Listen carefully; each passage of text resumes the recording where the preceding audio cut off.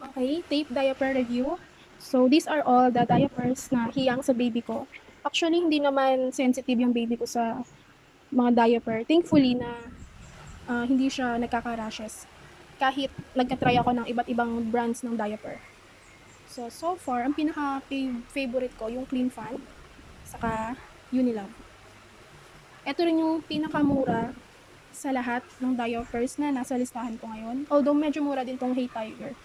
Kaso ang downside kasi, unahin natin i-review yung Hey Tiger. Sister brand siya ng Rascal and Friends. Ayan, RF. Mas mahal yung RF, hindi ko pa siya natatry. So, ito lang yung tinry ko, Hey Tiger.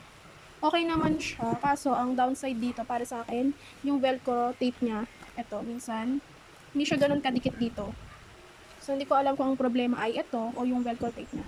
So, okay naman.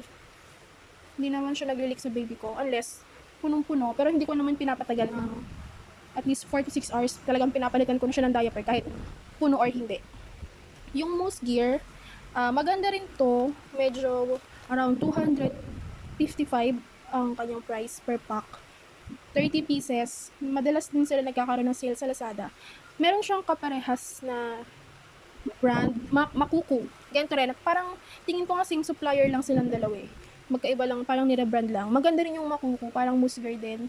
Hindi rin siya nag-leak sa baby ko. Ayan, yung itsura. Tapos, Pampers, pinakasubok na. Hindi siya nag-leak. Ang hindi ko lang siya masyadong binibili, bukod sa pricey siya, saka pag sa Lazada kasi bumili, kinakailangan by 2 lagi per pack ang bilhin. So, medyo matigas kasi yun dito. Hindi ko siya gusto sa baby ko na medyo magaspang tong side na to na namumula yung tiyan niya. Pero maganda yung Pampers. Na-try ko na rin before yung Huggies, kaso hindi siya fit. Parang hindi siya sakto sa size ng baby ko. So, itong dalawang to yung pinaka-favorite ko kasi bukod sa silang dalawa yung pinaka-affordable, ito yung pinaka-malambot, saka kasi ang baby ko ay lalaki. So, lahat ng ihi niya nasa harapan, wala sa likod. Usually, itong side na to, hindi talaga siya nababasa. Ito lang talaga. Yung harap lang. So, malambot siya. Malambot yung dito. Yun yung tinitingnan ko din. Malambot dito. Para hindi nagaan yung bandang tiyan ng baby ko. Tapos, kapag puno siya ng diaper, hindi siya ganun siya. I mean, pag puno siya ng ihi, ng front side, hindi siya ganun ka-bulky. Unlike dito, kasi ito, pag itong mga to, naiihian na sa harap, masyado na siyang bulky sa unahan. Ito, hindi naman.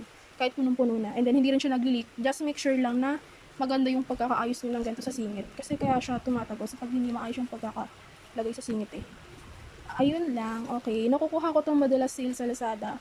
Minsan nakuha ko, katulad nitong nakaraang sale sa Lazada na 3-3, nakuha ko lang ito ng 189 per pack. So, bumili ako dalawa. Ayun, sana din yung makalakihan agad eh. So, I'm planning na, pag naubos ko na yon, maglilipat na kami sa pants diaper kasi malikot na yung baby ko. So, from tape diaper, magpa-pants diaper na kami. Nakapag-try na ako lately ng Mami Poco na pants, pero small size siya kasi bigay sa akin. So, pero tinesti ko pa din, medyo kasya pa naman yung small. Maganda siya at hindi nag-leak. So, itatry ko din yung Mami Poco.